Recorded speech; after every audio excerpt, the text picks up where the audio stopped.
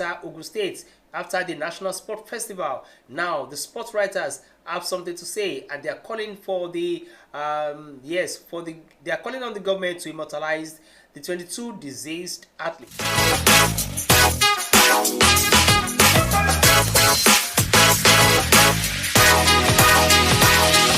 James Milner, we all know James Milner. James Milner has called it quits. He has retired from active football.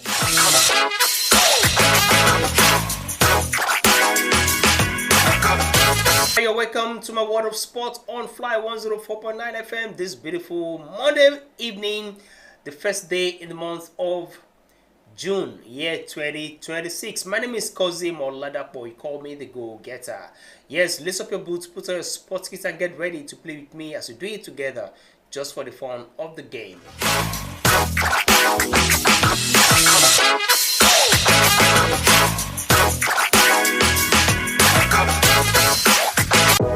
Well, let's set the ball rolling this evening with female football. Yes, we got lots and lots of stories to unleash for your listening delight. This evening I must start with female soccer, and now Super Falcons players are expected to start arriving in camp. In Ikene, Ogun State ahead of their upcoming pre-WAFCON double-header friendlies against Senegal. Yes, over the weekend, precisely on Sunday, the Nigeria Football Federation announced head coach Justin Madugu's 23-player squad for the matches, which will come up after the 10-time African champions Nigeria missed other windows to prepare for the 2026 WAFCON.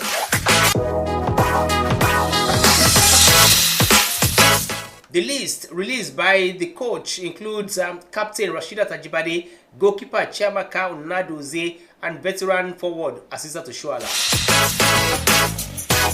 Other players in the list include Ngozi Okobi-Okegene, also retained a place in the squad after returning during the recent friendlies against Cameroon following a 3-year absence, while Francisca Odega and Gift Monday were also called up. Blessing Nko returns to the squad after last featuring in the friendly against France in 2024, while Turkey-based midfielder Kafayat Shitu also earned another invitation after impressing for our club side.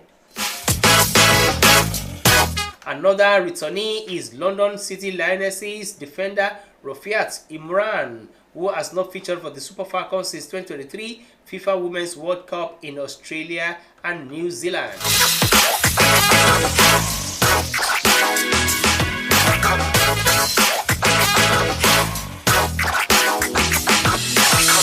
Alright, we have home-based players like goalkeeper Adeline Mbechi, Israel-based defender Sikiratu Isa, defender Tosin Dimehin, midfielders Alimatu Ainde and Tony Payne, as well as forwards Solashade Ijamilusi and Joy Omewa.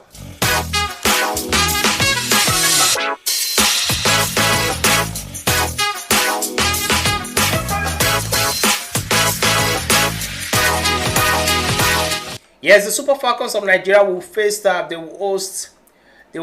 host country Morocco, Algeria, and Kenya in Group A of the Women's Africa Cup of Nations, which will be held in Morocco from July 25 to August 16. While 10-time African champions, 10-time champions Nigeria will take on Egypt, Zambia, and debutant Malawi in Group C. The two friendly matches are expected to be part of Nigeria's preparations for the continental tournament as Coach Madugu continues to assess his squad ahead of the competition.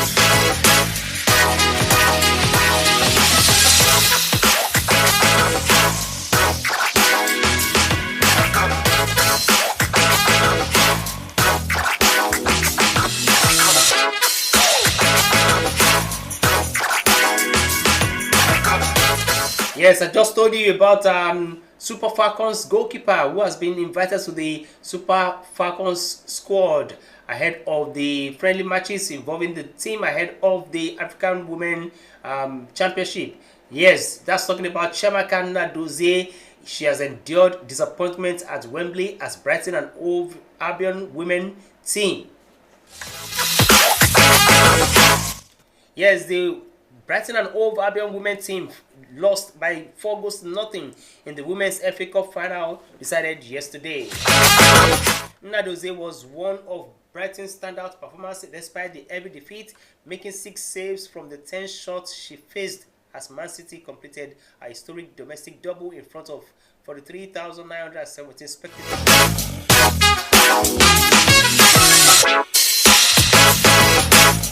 The Nigerian international was called into action several times during a lively opening half as Brighton threatened through Frank Kebi, Kikoseki and Macy Simmons, but failed to convert their chances.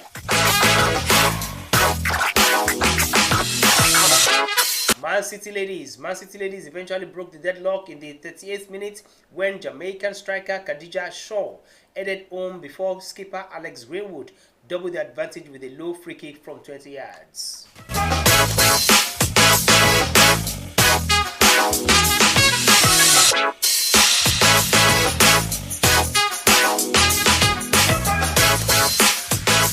Alright, let's quickly move away from football and still talking about Nigeria sports. Grange School and St. Saviour's School reaffirmed their dominance by retaining their titles as Nigeria's best performing schools at the Dolphin Swimming League Season 7 on Saturday. St. Saviour's School, Ikoyi, Lagos amassed 954.5 points to claim the best primary school title, while Grange School topped the second school standings with over 1,000 points.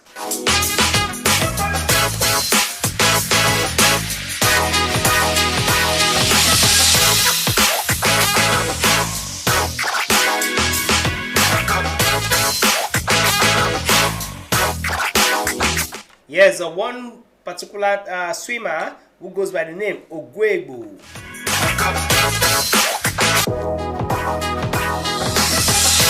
Yes, that's a rising swimming star in Nigeria. Neito Chukwu Ogwegbu of Middle Hall School, Lagos. She was able to win 15 gold medals. And she was able to earn recognition as one of the competition's top performers alongside Aidan Dumuje and a familiar MVP winner.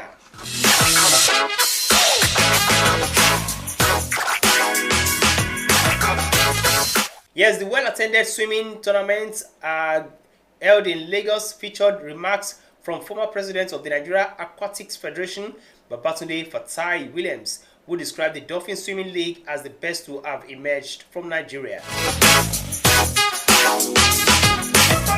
For the second consecutive year, Ibidapo of Grange School was named Best Female Swimmer after winning 14 gold medals and 1 silver medal.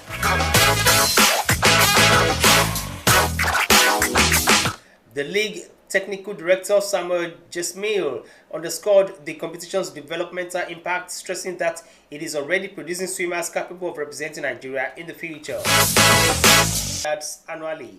The Dolphin Swimming League is held in Lagos State. It's organized annually by a sport promoting outfit in collaboration with another company, and the competition receives technical support from the Lagos State Aquatic Association and is sanctioned by the Nigeria Aquatics Federation, the Nigeria Olympics Committee, and the Nigeria School Sports Federation. In Nigeria.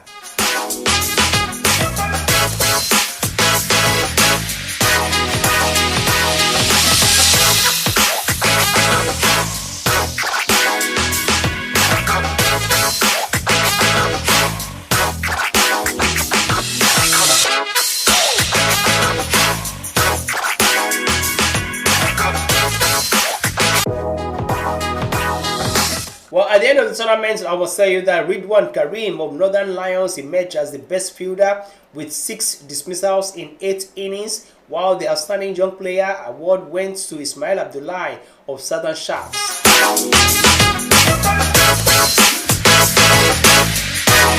Despite losing the final, Yellow-Green stalwart Isaac Danladi of Southern Sharks was named the tournament's most valuable player after recording 168 runs and 13 wickets in 7 innings.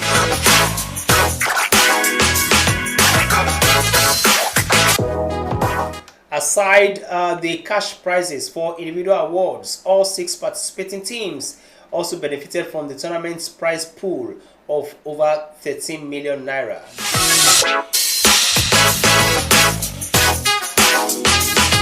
So if you are one of those thinking that it's only football where you can make money at the end of every tournament or any tournament, wow, even in Nigeria, this is 13 million naira going into more than 30 million naira going into the game of cricket. Yes, and now I will bringing in my guest analyst who is reaching us all the way from Lagos State. Yes, he has been on the line, and of course I must thank him for being part of the show tonight again. And I'm talking about Adeniyi John Oloruntomi, popularly known as Coach John. Is our analyst tonight, and he's going to do the needful and share his thoughts with us on some of the stories we have taken. The needful and share his thoughts with us on some of the stories we have taken this evening. Good evening, Coach John.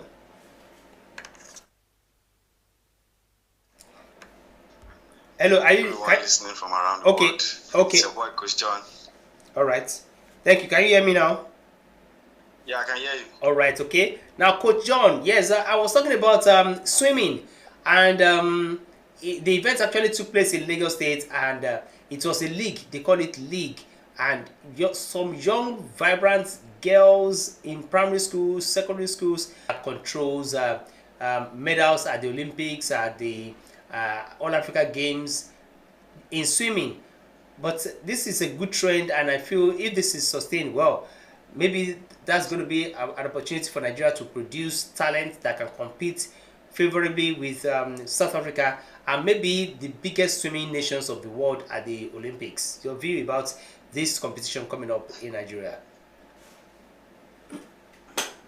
Yeah, firstly, we should give kudos to the Nigerian Aquatics Federation. This is, like the saying that says, catch them young. This is the best approach to catch our talents young and then to help them become elite professionals. Now, looking at it, a particular lady won like 14, another one maybe 13, and it's been like that. And swimming is a game that attracts very many medals. At the Olympics, a country like Australia does not chase too many events. They only focus on swimming and some other events. Don't you think it is high time that Nigeria also focus on swimming when we have people from the Niger Delta region, people from that axis where they swim a lot right from childhood? Yes, the country is a pool of different talents. So we can't actually minimize what we have. We can just utilize them by not focusing, but by improving those sports that we have various talents. Just like the other day we were talking about Paralympics and our powerlifters. We have to improve those aspects of the sports that we have quite formidable talents so that they can help bring the country above in world rankings. Thank you. Now let's also go on to cricket. There was this tournament that also came to an end over the weekend, and we found out that over 30 million naira prize money was shared among all the teams. And one wonder, so cricket in Nigeria attracted millions of naira for participants. Yes, it's good to hear this kind of news. Actually, this is an inaugural competition that is the first, but starting from that amount, not just about the money, starting from the turnout, the amount of teams that came out. We had 6 teams in this competition, meaning that they are spanned across various states in Nigeria and various talents as well. So it shows that it's the beginning of a good thing. So kudos to them. Now, interestingly, Ekiti State happens to be one of the hubs of cricket in Nigeria. When it comes to the Southern Conference, Ekiti State is always producing talent where we have best young cricketers from secondary schools across the state, especially from Ilejemeje, from some of these communities around in Ekiti State. Yeah, and we have prospects who can represent Nigeria in no distant time. What do you think this will portend for Nigeria if eventually we have two, three young girls who are representing Nigeria, Nigeria's who are able to don the green and white jersey of Nigeria as Nigeria's representatives in cricket? Yeah, it will be a good thing for the country nationally. My advice to the Nigerian Cricket Association should also be that they should go down to the basis, just like starting this in various secondary schools as well, so that they can monitor the talents as they grow. Okay. Yeah, congratulations to Nigeria. Nigeria won the 2026 Unity Cup. Well, do you think this is a consolation for Nigeria? Well, I like to dream big. I don't think it's a consolation. I just think this is just something to excite the fans for a while, because Yeah. it has lasted and it has finished. So let's look past that. We were the last champions. Now we are champions again. So we don't need that. We want to go to the world stage and prove ourselves as the Super Eagles of Nigeria.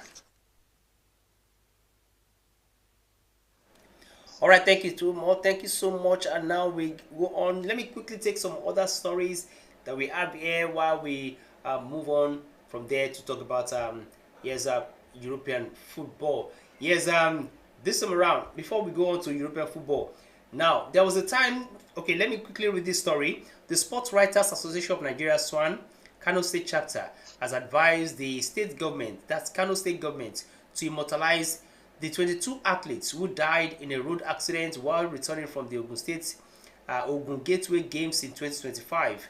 The Association Secretary, Mohammed Nuru Tijani, made this call in a statement in Kano to mark the one-year anniversary of the tragedy. According to the statement, the athletes' untimely death remains a profound loss to the sporting community and the state, hence the need to recognize their contributions and preserve their legacy. Now, the association also appealed to the government to strengthen grassroots sports programs and improve facilities across the state, stressing that such efforts were crucial for discovering and nurturing emerging athletes. I further encourage, yes, the association, that's Sport Writers Association of Nigeria, Kano State chapter, further encourage athletes and sports enthusiasts to remember the deceased in prayers and to organize tournaments in their memory. Athletes who represented Kano State and lost their lives on their way back home from the National Sport Festival held in Abeokuta, Ogun State. Now, Swan is saying their memories must not just go like that. They must be remembered. And immortalizing them will be a great way to honor these people even though they are dead. Your view about that? Yes, it's a good thing to give them recognition. Recognition is key, especially when we talk about athletes who are no more, who died in the act of representation. Yoruba will say "ten in ten," that is yours. So I like the fact that they have spoken up, and the government should try and meet them in the middle. That is, find something to do to recognize these athletes. Okay, but what about taking care of the family members left behind by the disease, wives, children, and all that? Should that not take priority than just immortalizing them?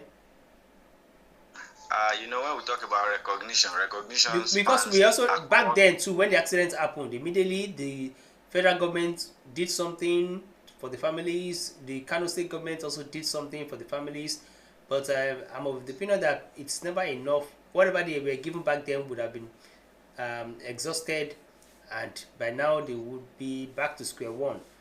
Don't you think like empowerment is a better way to really keep the memories of these late athletes alive? Well, I think there's no amount of maybe palliatives or aids that can be given to the families that will amount to the lives lost. I think they should, since the federal government and the state government has extended something, I think they should now focus on, immortalizing, just like Swan have said, and then giving these people national recognitions. All right, thank you so much. Now we move on to talk about what happened to the Super Eagles player at the weekend, as he was named, Paul Onuachu, he was named as the scorer of the best league goal in Turkish football. Yes, Trabzonspor striker Paul Onuachu has won the Super League Goal of the Season award for the 2025-2026 campaign with his stunning strike against Fatih Karagümrük on September 27 last year. The Nigerian forward's spectacular bicycle kick in his team's 4-2 victory during the Week 7 fixture earned him the award ahead of Besiktas midfielder Okon Kochu and Fenerbahce forward Marco Asensio.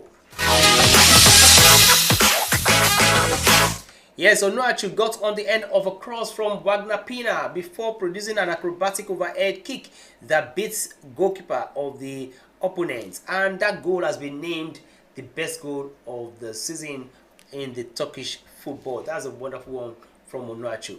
Your view? Yeah, I think it's a good goal. It's a nice goal. If you watch the video, you see for someone like him, a heavy striker, to have pulled that off, I think is a fantastic goal. So, but what do you think is always wrong with Onuachu when it comes to playing for Nigeria? Scoring for Nigeria is always difficult. I think is his profile. You know, he's an heavy striker. He doesn't move quite like Osimhen and others, or Lukman or Akko Adams and so on. I think it's this profile that has been slowing him down, and Nigeria doesn't always use a one striker formation. We prefer to use maybe double strikers or 3 front lines. So I think that has been what has been limiting him. But the same deficiency that you're talking about is the same person possesses the same thing and it scores for his Turkish club.